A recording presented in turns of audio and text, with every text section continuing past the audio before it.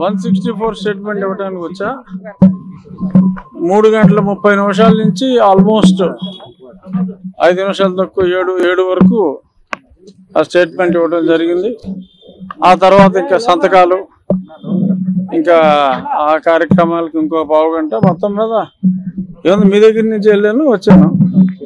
So డీటెయిల్డ్గా జరిగిందంతా చెప్పాలి కాబట్టి, మళ్ళీ హ్యాండ్ రిటర్న్ రాయాలి కాబట్టి చాలా అనుకున్న మీద కొంచెం ఎక్కువ సమయం పట్టింది. ఈలోపు పాల్కి బెయిల్ వచ్చిందంట కదా, ఇవాళ వెళ్ళిపోతున్నాడా రేపా? లేదు ఇప్పుడు నేను చూసే మనం ఎవరో పర్మిషన్ ఇవ్వడానికి. కాకపోతే ఏంటంటే అతను నోరెప్పలా ఇప్పుడు దాకా సునీల్ కుమార్ గారు బయట ఉన్నాడు, నీకెందుకని అభయం ఇస్తాడు ఎప్పలా. ఇప్పుడు సునీల్ కుమార్ తిని ఇద్దరు బయట ఉన్నారు. సో చూడాలి, కొంచెం ఆలస్యం అవ్వచ్చు. బట్ ఏమైనా అంతిమ విజయం నాకైతే పూర్తిగా పోలీస్ వ్యవస్థ మీద, అంటే ఇప్పటి పోలీస్ వ్యవస్థ మీద, న్యాయ వ్యవస్థ మీద నమ్మకం ఉంది. సో ఖచ్చితంగా ఇంకో 10 రోజులు ఆలస్యమైనప్పటికీ కూడా డెఫినెట్గా నిందితులు శిక్షించబడతారు. విజయపాల్ మెయిన్ ఫెలో, ఐఓ, అతని సమక్షంలోనే అన్నీ జరిగినాయి. అందరికీ తెలుసు, జరిగింది ఏంటో తెలుసు. కానీ మరి చట్టానికి సాక్షుల వివరాలు కావాలి కాబట్టి కొంత ఆలస్యం అవ్వచ్చు. డెఫినెట్గా రాబోయే రోజుల్లో ఇంకా చాలామందిని పిలిచి ఎంక్వైరీ చేసే అవకాశం ఉంది. ఎందుకంటే కొన్ని రిమాండ్ రిపోర్ట్లు మేము చూస్తాం కదా కోర్టులో. నేను కూడా ఇంప్లీడ్ అయ్యాను కాబట్టి చూసిన వీటి ప్రకారం, కేసు డైరీల ప్రకారం డెఫినెట్గా కేసు ఒక కొలిక్కి నేను అనుకున్నంత స్పీడ్గా కాకపోయినా త్వరితగతినే వస్తుంది. అందులో ఎటువంటి అనుమానం లేదు. ఏమి కనపడతల్లా కేసు డెఫినెట్గా నేను నీరు కారణం ఉన్నాను, సీలేసేస్తా. అంచేత ఎటువంటి ఇబ్బంది లేదు, వదిలేదే లేదు. ఎందుకంటే అన్ని వివరాలు మాకు తెలుసు కాబట్టి ఎవడు ఏం చేయలేడు. లేదు ఒకప్పుడు ఉండేది, ఇప్పుడు బాగా స్ట్రాంగ్ అయింది.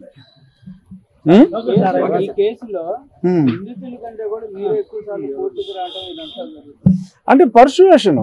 ఎందుకంటే నేను వదలను ప్రతిదీ కూడా. నా ప్యారలల్ ఇన్వెస్టిగేషన్ కూడా నేను చేసుకుంటున్నాను. సో నా ప్యారలల్ ఇన్వెస్టిగేషన్ అంతా కూడా నేను కూడా పట్టుదలగా చేస్తాను కాబట్టి నేను 164 స్టేట్మెంట్ ఇవ్వకపోయినా ఇబ్బంది లేదు. అయినా సరే నేను పట్టుదలగా వచ్చి 4-4.5 గంటల పాటు ఇక్కడ కూర్చుని ఓపికగా ఇస్తున్నాను. అంటే ఈ కేసుని వదిలే ప్రసక్తి లేదు. ఒక ఎంపీగా ఉన్న వ్యక్తిని ఇంత దారుణంగా కొడితే అతనికే న్యాయం చేసుకోలేకపోతే వ్యవస్థల మీద ప్రజలకు అనుమానాలు వస్తాయి. వ్యవస్థల్ని ప్రజలు అసహించుకునే పరిస్థితి వస్తుంది. సో కాబట్టి నేను దీన్ని ప్రెస్టీజియస్గా తీసుకుని ఇంత పోరాటం చేయవలసి వస్తుంది. డెఫినెట్గా మీరు అన్నట్టు ఇది నేను కాకపోతే అసలు ఏమి ఉండేది కాదు. అసలు అప్పుడే లేపేసి ఉండేవారేమో కూడా తెలియదు. చాలా ట్రై చేశారు, ఫెయిల్ అయ్యారు. డెఫినెట్గా న్యాయం జరుగుతుంది.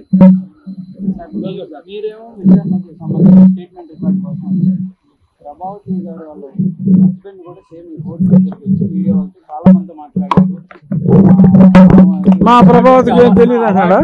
అవార్డులు అవన్నీ కనీసం ముందు జరిగినటువంటి స్టేట్మెంట్లు, ఆధారాలు ఇన్నున్నా కూడా కావాలని తప్పుదారి పట్టిస్తున్నారని కూడా ఆయన మాట్లాడారు. ప్రభావతి రిపోర్ట్లు మార్చింది అన్నదే నిజమమ్మా. ఆవిడ పేరు ప్రభావతి అన్నది ఎంత నిజమో, ఆవిడ రిపోర్ట్లు మార్చింది అన్నది అంతకన్నా నిజం.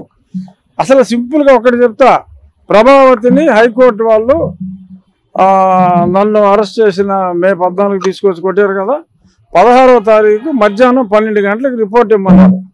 12 గంటలకు రిపోర్ట్ ఇవ్వమంటే ఈ పోలీసు వాడు అప్పుడు దిలీప్ కుమార్ అని ఎవడో ఉన్నాడు, ఎయిడ్స్ వచ్చి వచ్చాడు.